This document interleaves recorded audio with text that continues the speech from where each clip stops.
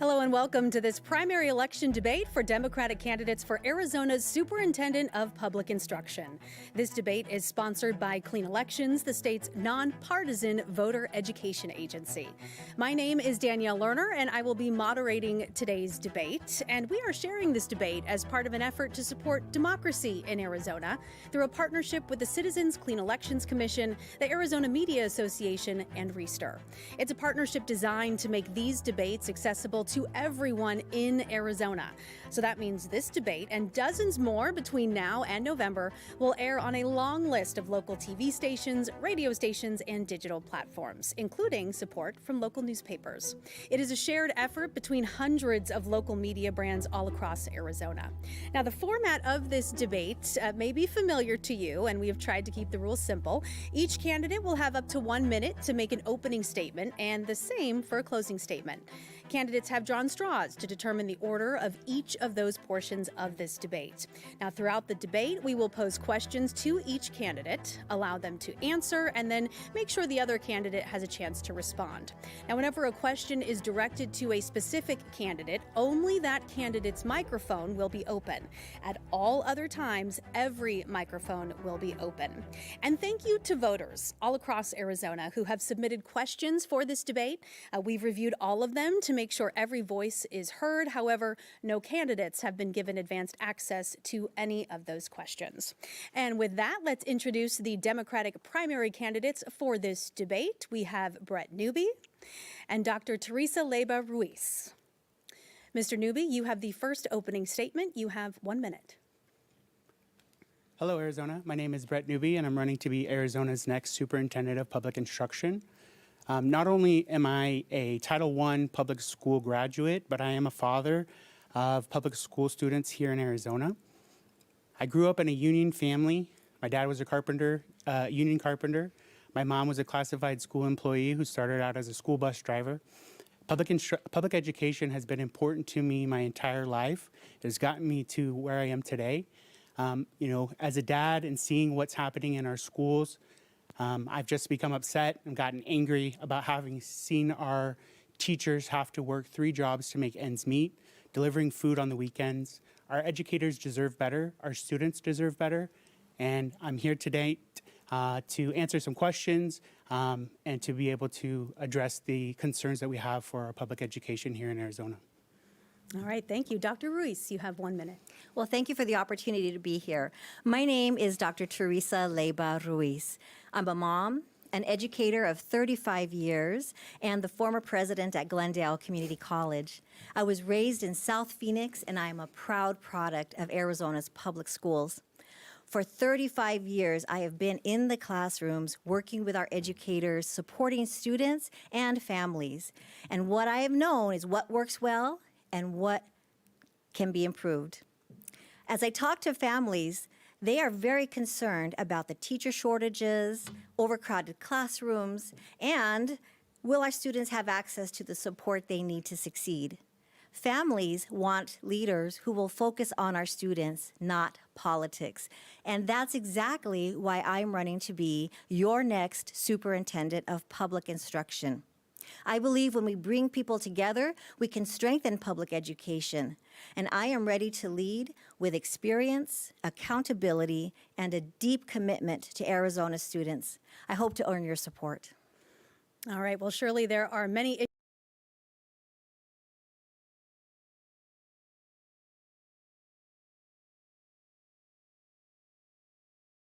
education and support for it going forward. However, teacher pay topped that list, and so I want to start with that.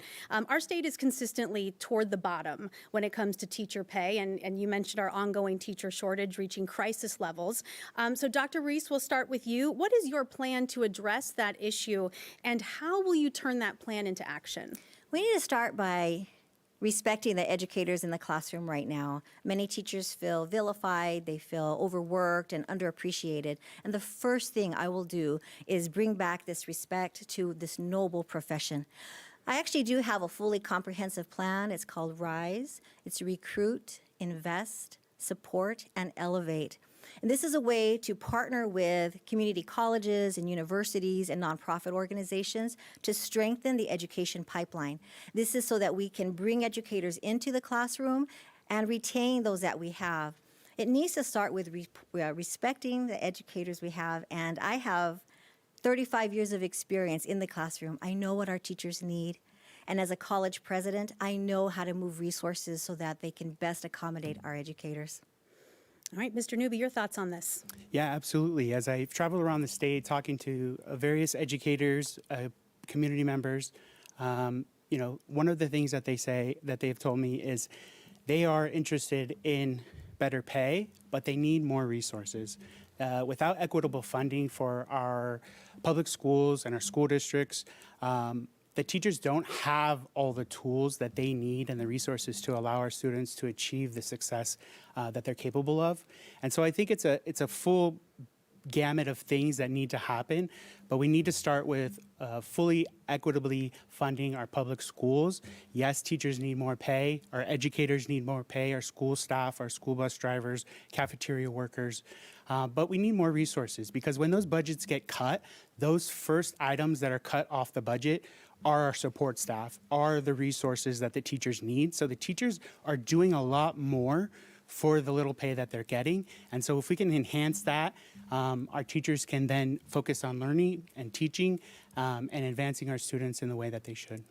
Yeah, and this position can be limited at times into what you can do, for instance, when it comes to teacher pay and getting more money into teachers' pockets. And so just to stick with that issue for one more moment, Mr. Newby, what is something that you could do in this position in the first year or two to get more money in teachers' pockets? Yeah, some of the benefits that we have talked about is, with a lot of school districts closing schools, vacant properties now available, is providing teacher housing in rural communities where teachers are needed desperately.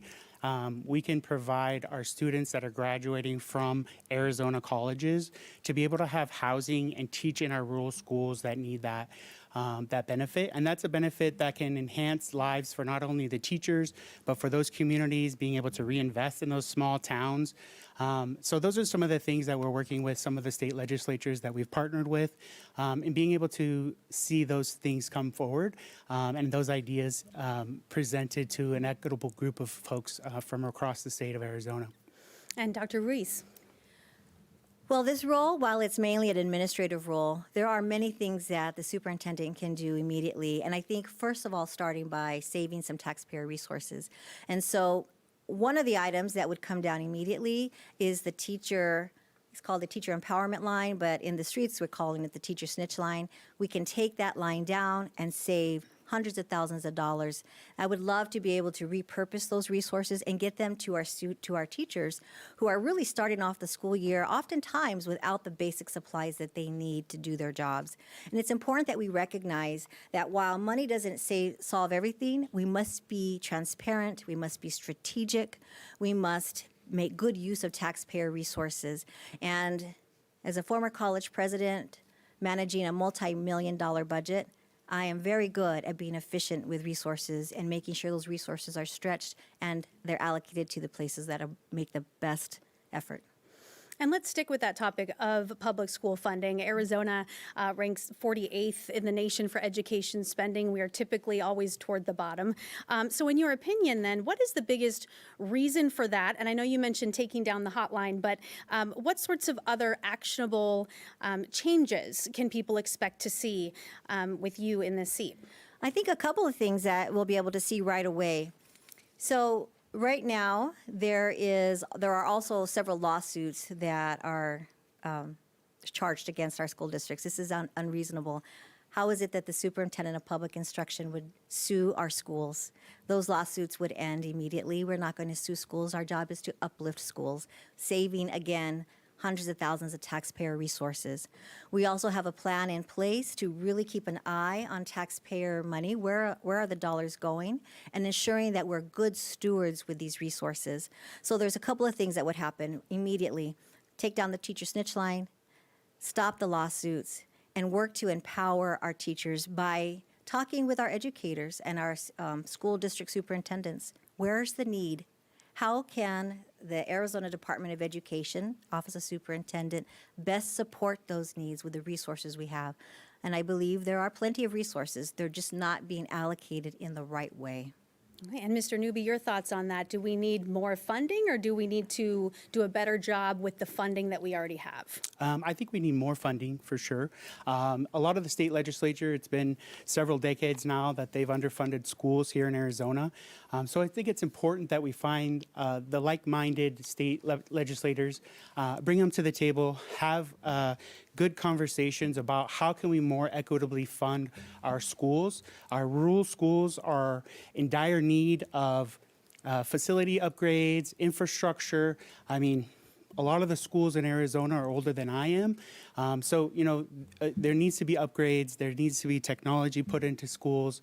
And so, you know, more funding is great, but if we don't have a legislation or a state legislature that's willing to fund our schools, then we need to bring the community together and rally those folks to be able to, you know, go to those state legislators and say, hey, you know, it's a nonpartisan issue for us to have everybody to want strong schools, safe communities, and great teachers.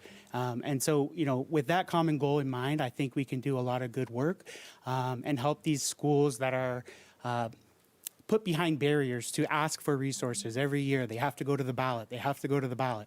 And so I think if we can work to, as a whole in the state of Arizona to be able to do that, I think we can make great things happen for the public education system in Arizona. You mentioned rural schools and some of the unique challenges that they face. Dr. Ruiz, what about you as far as your plans to provide support for those rural schools as they face teacher shortages and their own unique challenges? Yeah, the rural schools are often feel forgotten.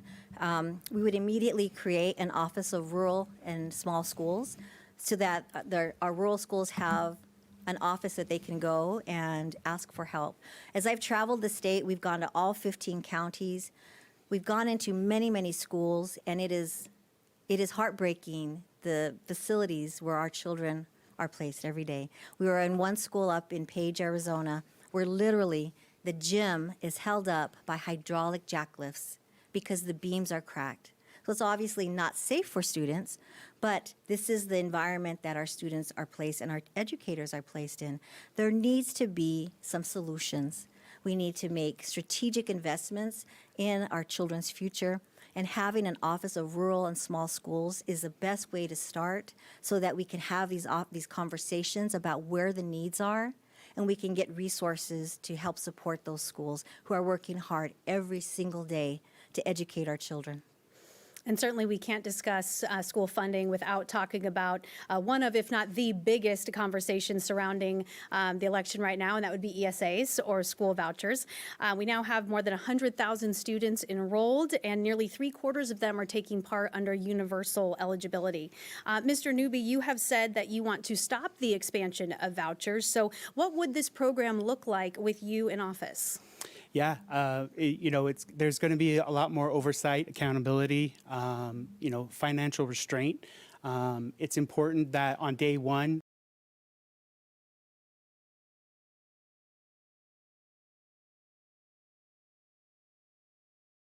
hands of the Department of Education.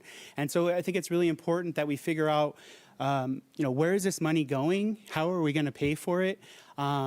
But we also need to make sure that we're taking care of the students, because at the end of the day, those students are trying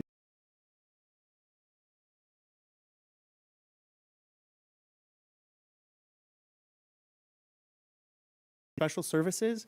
And so it's very important that we're spending that money wisely and that we're doing an ethical job in making sure that those funds are going to the right people, but also helping those students get the access to education that they deserve. And Dr. Ruiz, you have also called for more transparency and oversight of this program. So what specific reforms would you plan to make? Well, I think just today an article came out from the Auditor General's office and really lifted the veil on some of the mismanagement, mishandling of our public dollars. That needs to end immediately. It feels like this whole program is on autopilot, and just millions and millions of dollars are being spent unchecked and unchallenged. That needs to end immediately. There is a technology solution. we would implement it, and be good stewards of public resources. I understand that families want options, and families should have those choices, but not at the expense of public education, and always keeping in mind that when public dollars are in use, there should be public accountability. And it feels that right now it's out of control. I would immediately bring in oversight. As I said again, I've managed multi-million-dollar budgets. An institution that is larger than the Arizona Department of Education. I know how to be transparent, efficient, and effective with our public resources. In addition to oversight and accountability, there are some other proposed ideas out there, such as income caps on the program or kind of other additional guardrails that could potentially be put in place. Is that something that you would support, Dr. Ruiz? Well, I think the guardrails are, yes, I would support the guardrails. However, the job of the superintendent of public instruction is to enforce the law. And right now, I would question whether or not this current superintendent is, in fact, enforcing the law. So while the superintendent does not create the law, the job is to enforce it, and that's exactly what I would do, and let those conversations about the guardrails and the income caps happen in the space where they need to happen. My job is to simply enforce the rules. And Mr. Newby, your take on kind of the superintendent of public instruction's role, especially when it comes to this program in regards to working with lawmakers, working with the other entities involved. What's your take on that? Sure. I think the superintendent is the one that's in charge of bringing trust to the education system and accountability, transparency. All of those things are important because these are our tax dollars. Arizonans work hard for their money, and they want to make sure that that money is being spent wisely and in equitable places like education that's going to grow our communities, that's going to enhance the lives of the folks that are living here in Arizona. And, you know, from day one, auditing the program, sending violations to the Attorney General's office. All of those things that have not been occurring will happen from day one while I'm in office, and ensuring that we're putting the funds for school to our schools into the classroom. You both mentioned Arizona's teacher shortage towards the beginning of this debate, certainly reached a crisis level.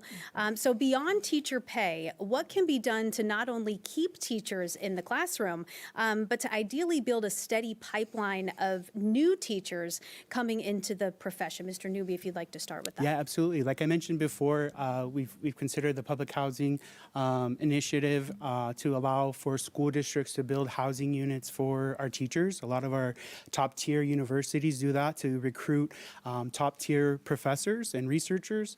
And that's something that we can do here in Arizona. But also we can allow our teachers to have better professional development. A lot of the tools and resources that they're being demanded and required of doesn't exist. And as a licensed behavior analyst, the two things that I work on that are my specialties is being able to put behavior plans in place, which is one of the number one reasons why teachers are leaving the classroom is because of the student behaviors.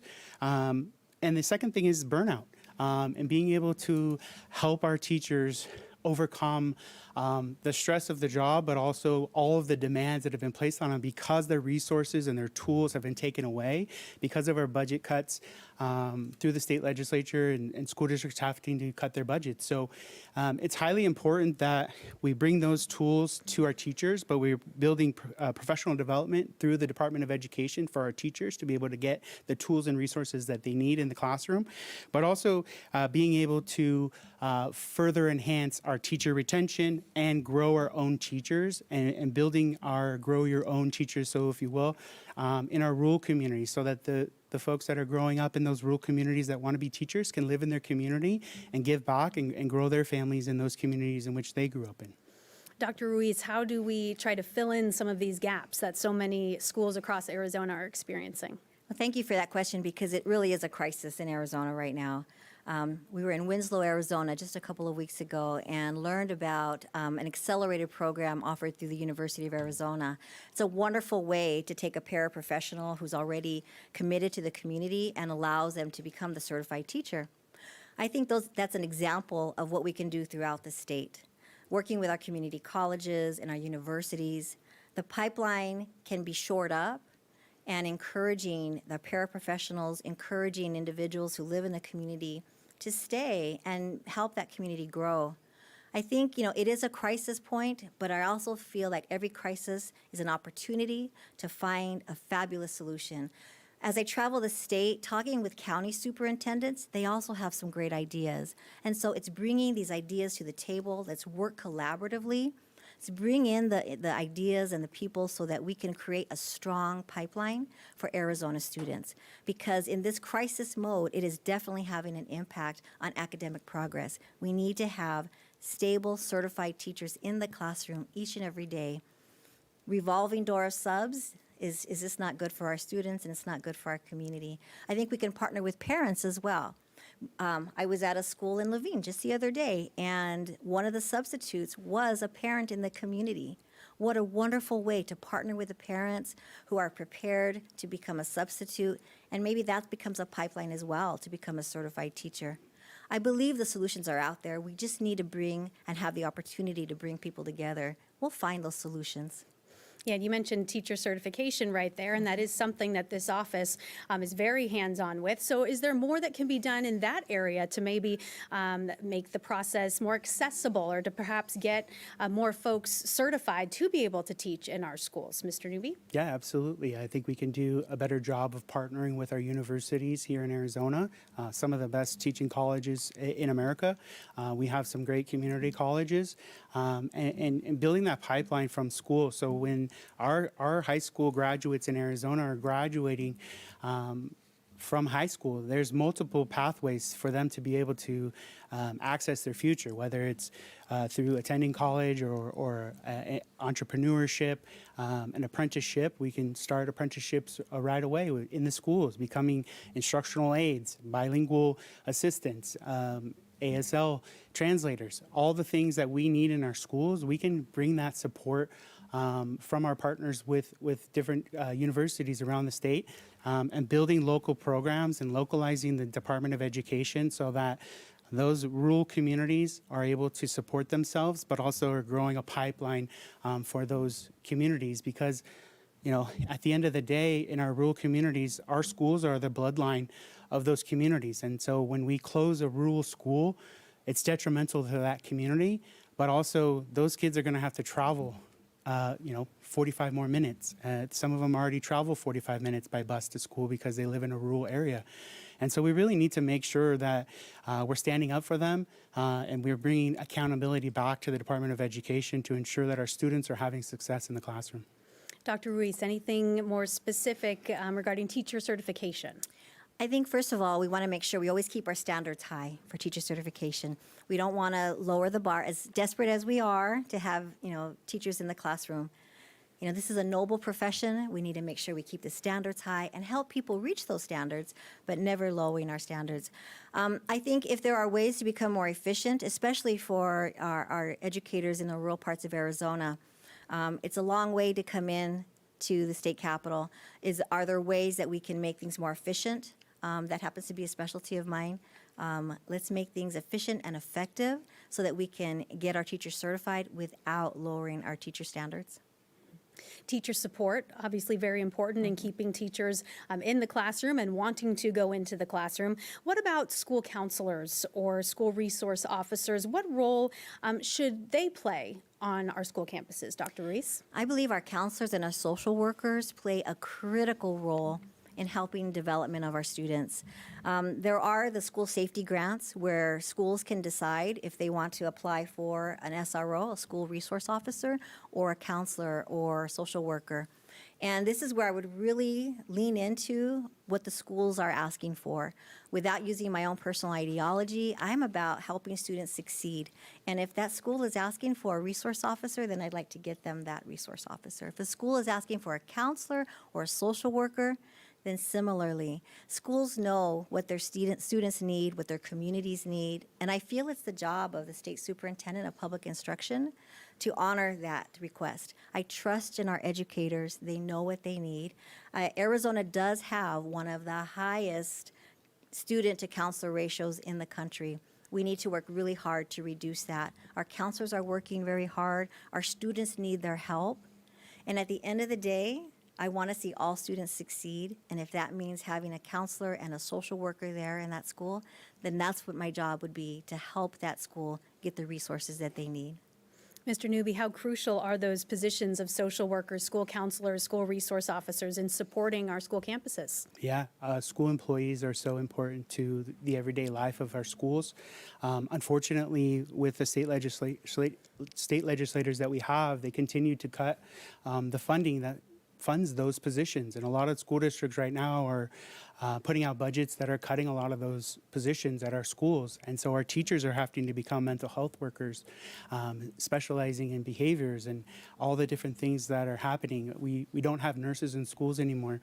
And so it's just really important that we work to build our communities, because when we can bring our community into our schools that are representing those communities, those students are going to feel safe, and those students are going to succeed because it's an environment in which they want to learn. And so it's highly important. My mom was a school employee for over 43 years. She just retired. And so it's near and dear to my heart, and it's something that, they help our students succeed and do all the things that they need to do while they're in school, and it's important that we support them and give them the funding that they need. You mentioned student behavior as one reason that some teachers may be leaving the profession or leaving their campuses. So in your opinion, what role should the superintendent play in addressing discipline and school culture, Mr. Newby? Yeah, absolutely. I think it's something that's, very important, something that I do every day. And I think we can do a better job of providing professional development to our staff, our educators, and training our school districts, giving them the tools and the resources to be able to put behavior plans in place, be able to have the funding to hire behavior specialists, but also making sure that our administrators are having plans in place, because a lot of the teachers that I'm speaking with and hearing from is, the behavior is bad in the classroom and we have to tolerate it, and we send them to the administrators and they send them right back with no penalties. And so it's really something that's important, but also building positive reinforcement within our school systems and our school environments so that our students are engaged, our students want to learn, they want to be there, but also being able to overcome those challenges when they aren't being able to be successful in a classroom, and making those accommodations and providing the different tools and resources that those students may need within the classroom. Dr. Ruiz, your take on this? Well, I don't think that the superintendent of public instruction should be dictating to the schools what they should be doing. I think the role is to be a service provider. I think that this role should be providing resources. There's a superintendent down in Tucson, Pima County superintendent, has some wonderful ideas on how to help the educators navigate some of these tricky areas of behavioral in the class. I think, always monitoring student behavior. I'm a teacher of 25 years. I taught math for 25 years, and I've always dealt with different types of behavior problems. It's part of being a teacher, knowing that I had the support above me, though. If there was a problem, I was going to be supported by my principal. And I think that the role of the superintendent of public instruction can be to provide the resources when they're asked for, definitely not dictating what the process should be, because as I travel the state and I talk to superintendents and educators in all parts of Arizona, they all have unique needs. And so the job of the superintendent of public instruction is to help those schools meet those needs with the resources that are available. It may mean professional development. I think that that would be welcomed by many educators around Arizona. But I also know that they just need to be supported, and you will find a supportive superintendent right here, because I've been in the classroom for so many years. I know what it's like in the classroom. I know what our teachers need.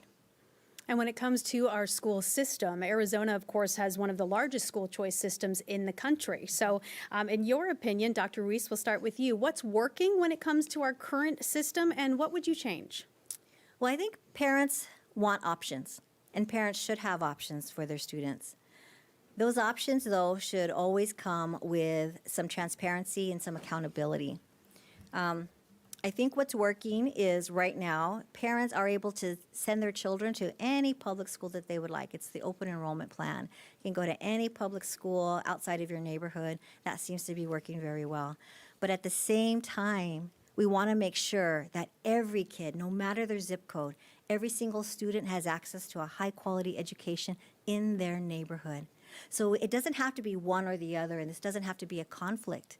This can be, supporting the parents' decision while also ensuring that the local neighborhood school is well-funded so that every child, again, no matter their zip code, has access to a high-quality education.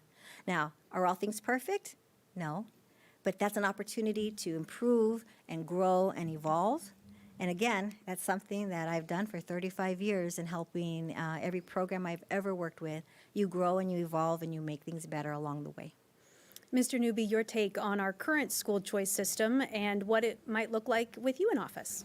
Yeah, absolutely. I think the open enrollment to public school is something that, a lot of Arizonans enjoy and use and take advantage of.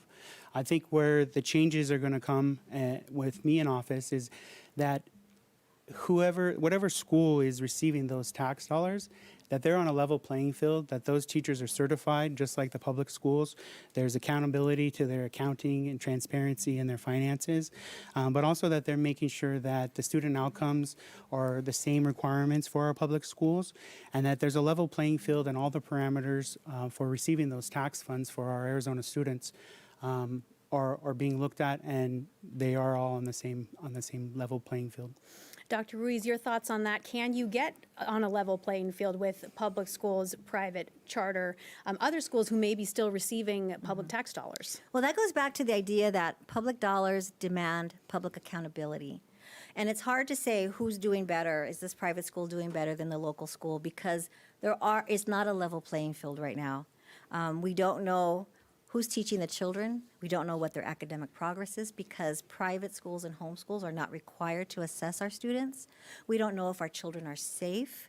And there's a lot of questions around the use of public dollars. And so in order for us to really have a strong public education system, and I'm going to call it public because public dollars are being spent on these private institutions and homeschools, then we must have a common set of rules to play by, assessments, background checks, certification requirements. And right now, that's not happening. So in order for us to be good stewards of public resources, there must be the same rules, and there must be transparency, and there must be public accountability. And how does the superintendent, this position, go about putting some of those changes in place, since there are other entities involved? Well, I would welcome the opportunity to sit down with the larger private networks and invite them.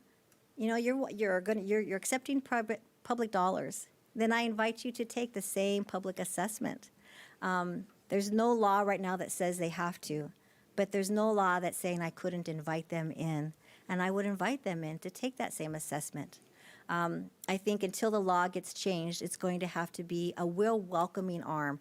We're on the same team here. We're all trying to make sure our students are learning, but we have to have the same outcomes. And we don't know we have the same outcomes because they're not being assessed. So I would welcome them in to come and assess their children.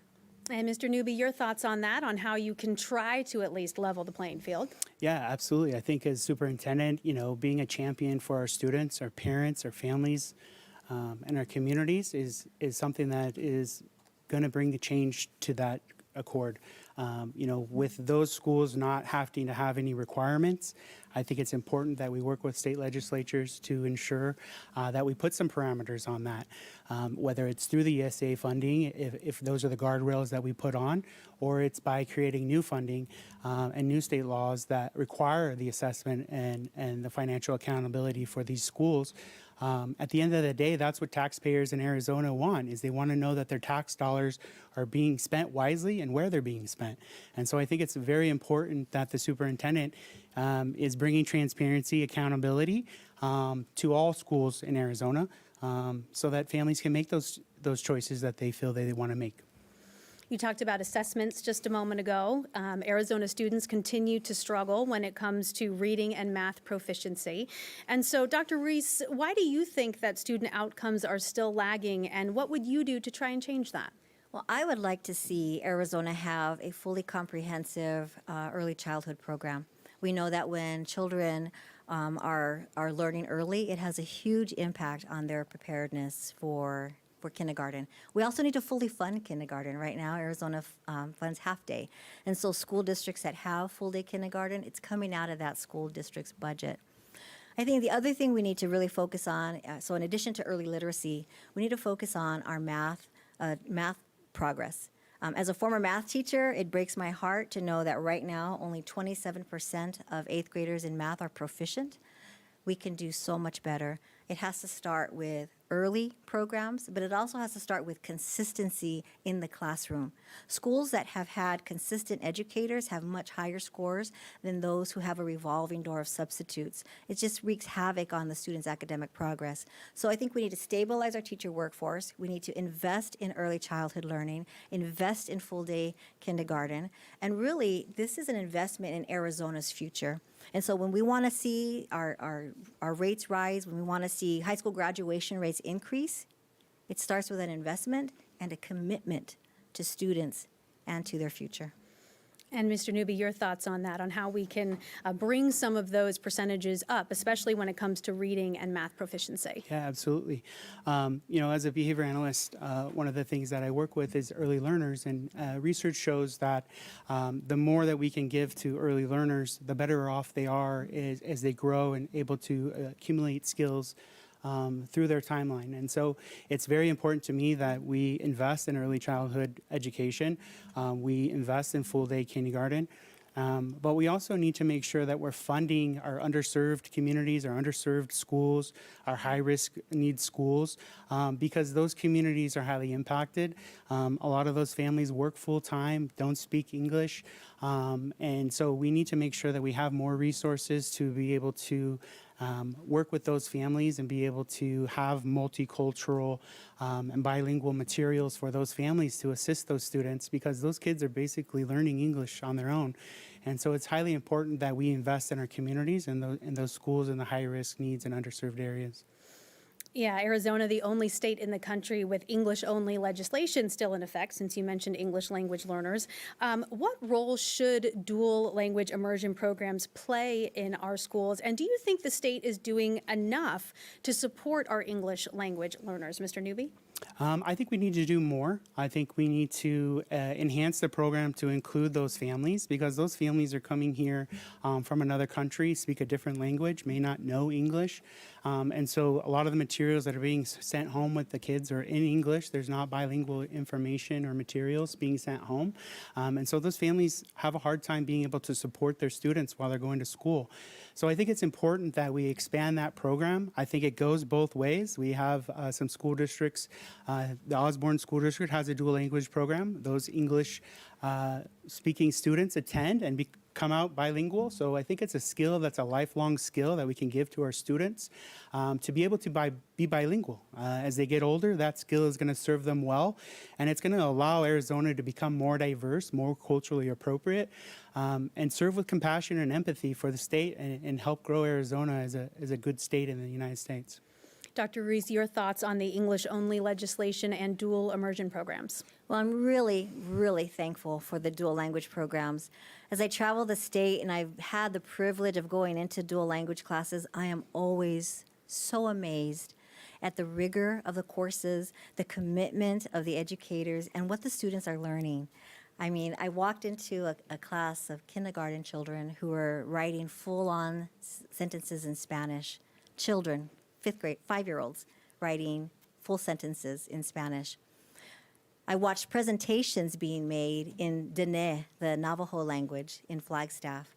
And this is an opportunity to not only help non-English speakers become proficient, but also to help English-only learners learn another language. And this is the benefit of having these dual language programs. It's really preparing our students for this global economy. When you speak another language, not only are you able to be competitive in the work environment, but you also bring a new level of learning to the entire team environment. So dual language programs are incredibly important, not only, again, to individual students who are learning to speak English, but for English learners to speak another language. it would be wonderful to have more of these around the state because they're rigorous, and the data shows that students in these programs are actually surpassing their peers who are not in these programs. And for that reason alone, we need to invest in our dual language programs. And when it comes to what our students are learning in the classroom, social emotional learning has certainly seen a surge in popularity these last few years. Those for it say that it helps students manage stress and relationships and behavior. However, some critics argue that schools aren't focusing on academics the way they should be. And so my question, will start with you, Mr. Newby. What role should social emotional learning play in Arizona schools? Well, I think, it's raising good humans. Humans are social creatures. We have emotions. I don't know if you've ever met a toddler, but they have really big emotions during their toddler stages. And so if we're not teaching them how to handle those situations, deal with those emotions, they're going to grow up without the tools to be able to regulate themselves and not be able to function in our society, in social situations. So I think it's vastly important that we continue to grow our social emotional learning, that teachers, I think, we say that teachers have bleeding hearts and they love all the kids. I think that's something that teachers give to our students, that they are the first person typically outside of the home that is going to show love for your child and help them grow and become successful adults and successful human beings. I work with, kids with autism, and that's a social disability. And we're teaching them all the skills. A lot of times they say, oh, you're trying to teach them to become robots and all of these things. But in reality, we're trying to teach them to be socially appropriate, have socially valid behaviors so that they can function in a society where we are social human beings. And that's important. And at the end of the day, I think that's important to all of our educators and anybody that's working in the field of education, is to teach our kids to be good humans. And that's what we should put at the forefront, is the success and the ability for our students to be successful in their life. Dr. Ruiz, what role should social emotional learning play in our classrooms? Well, I think that what happened, the current superintendent of public instruction did away with allowing social emotional learning to be taught in schools. And that had a huge impact because teachers realized that this is an important part of their day, of helping students understand their emotions, helping students get along with each other. It's hard to teach a class when students are not understanding their emotions and they're having these big outbursts. So social emotional learning is an opportunity to help teachers and students regulate what's happening in their emotions. And what I found is that teachers are so creative. They continue to teach social emotional learning. They just call it a different name. They might call it leadership. They might call it creative something. But teachers are very creative, and they will find a way because teachers know what their students need. And if it's helping them understand their emotions so that they can have a calm learning environment, teachers are going to do that. I believe it's the role of the superintendent of public instruction, again, to make sure our educators have the resources that they need so they can do the important job of teaching our students and our students can learn. And if that's not our focus every day on helping our students learn and have high outcomes, then we've missed an opportunity. And if that means including social emotional learning in their everyday environment, then that's what we should be doing. Again, listening to our educators, they'll tell us what their needs are. What about when it comes to initiatives or curriculum that promote diversity, equity, and inclusion, or DEI? What role should that play in our school communities, Dr. Ruiz? So just today, the current superintendent and the state treasurer have been bickering all day long about that three-letter acronym. I believe that we, as a state, we're incredibly diverse, and you cannot close your eyes to the diversity of our students. We cannot erase history. This is an opportunity to understand, recognize, and value the students we have in front of us. And that's exactly what I would continue to do. It's what I've done for 35 years in my career as an educator, to represent and support the students in front of me, to support the educators that I've been privileged to work with. And that means all of them, all of our educators, incredibly diverse Arizona. That's the role of the superintendent, to provide these resources. not bicker about it. Let's be the adult in the room. And Mr. Newby, your thoughts on that? Yeah, I think it's highly important that we provide diverse education to our students.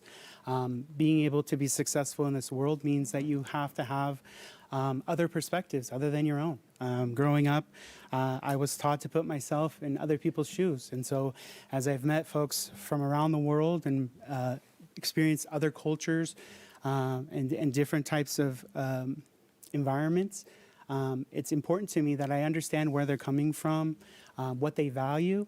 It's also one of the reasons I'm able to make partnerships with the families that I serve, is because I have to be culturally sensitive and understand all of the values that that family has. And some of those values are different than ours, and that's okay. And it's one of the things that we need to do to grow good humans in Arizona, is to be able to teach them to accept others for who they are, meet them where they are, but also accept them and bring them into our community and have a wonderful, safe community that we're growing good people in. Well, we are just about a week away or so from graduations happening all across the valley, just to pivot a little bit.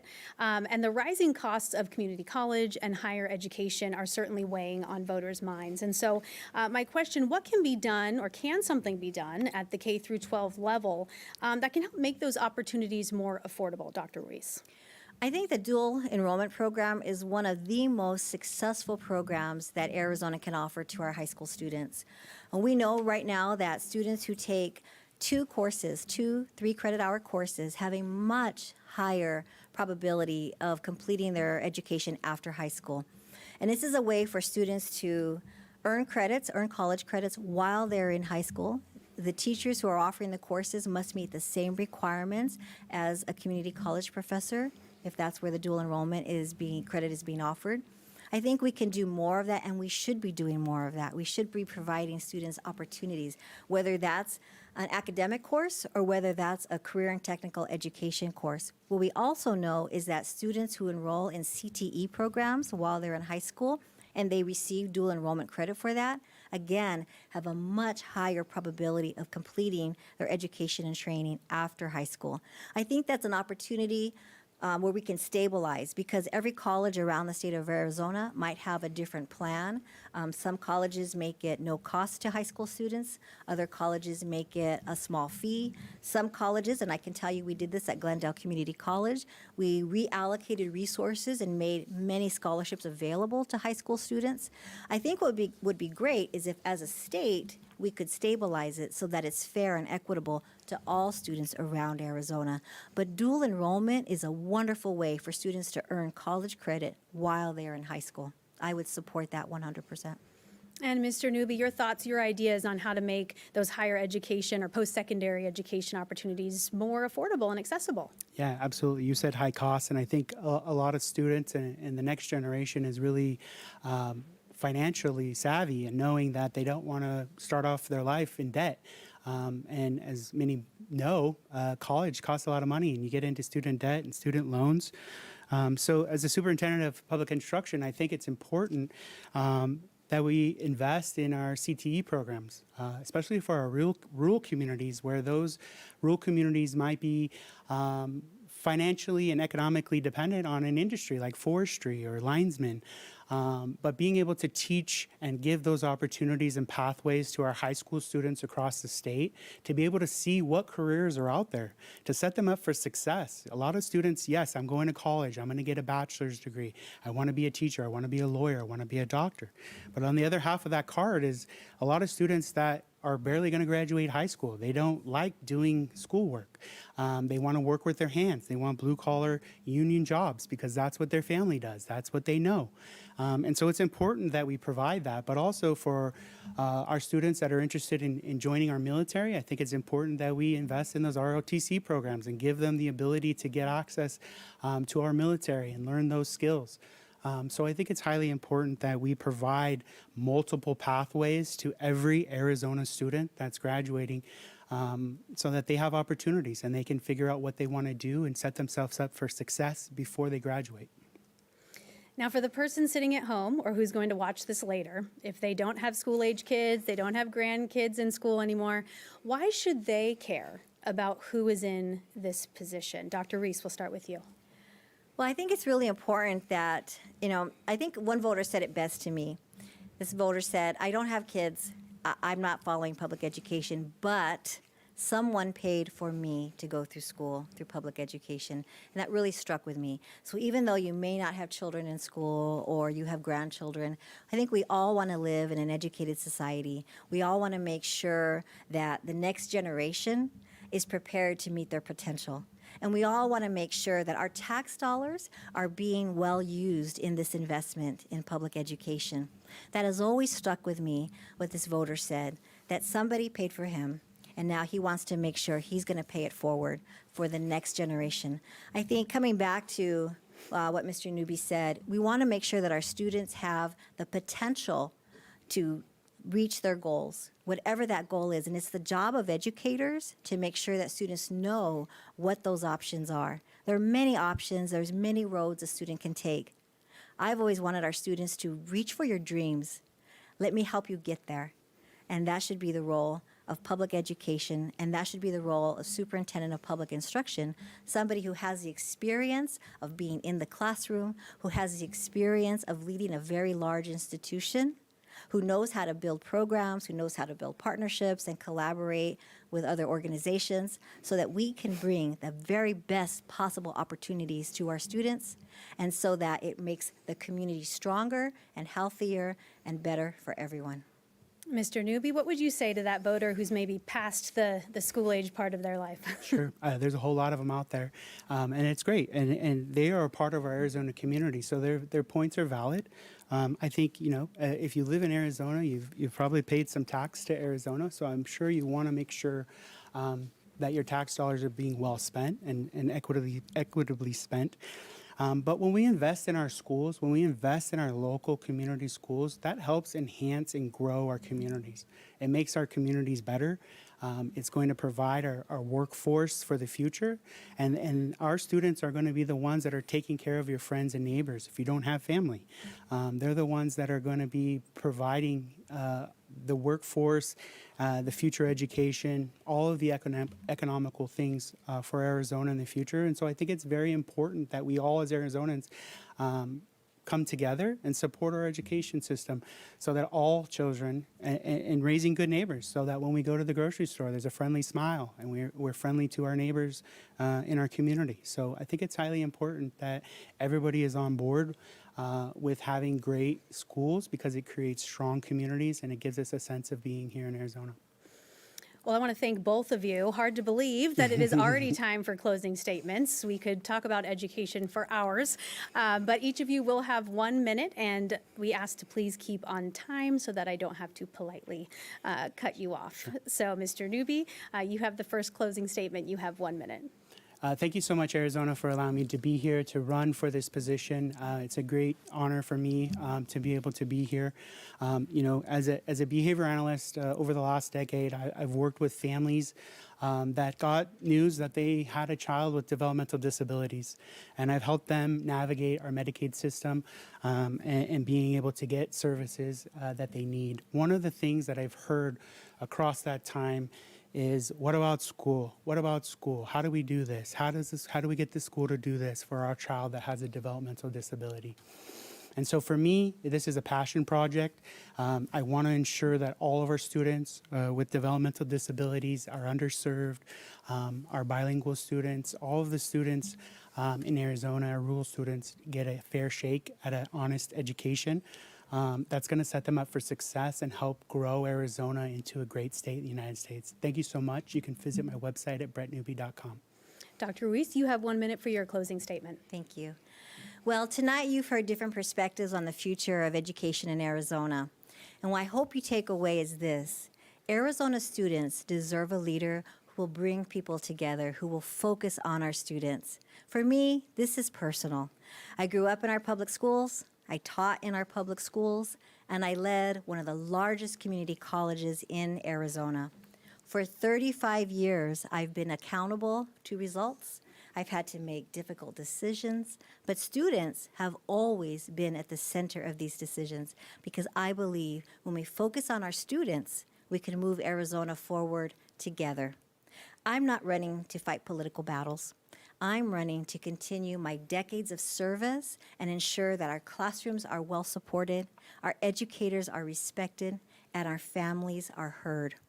I hope you'll join me, Arizona, so that we can protect the promise and the power of public education for all students in Arizona, and I hope to earn your support. Thank you so much for this opportunity. Well, this wraps this primary debate with the Democratic candidates for Superintendent of Public Instruction. As a reminder, the Arizona primary election is on July 21st, and early voting starts June 24th. All registered voters can participate in the primary. That includes independents. The voter registration deadline is June 22nd. To register to vote, just head to azcleanelections.gov. You can also head to azmedia.org to see a list of every local media partner, plus upcoming debates and where you can find them on TV, radio, and digital platforms. You can also see the full debate schedule, learn more about clean elections, and submit questions for future debates by heading to azcleanelections.gov. On behalf of our partners at Clean Elections, the Arizona Media Association, Reister, and Sneaky Big Studios, we'd like to thank you for joining us.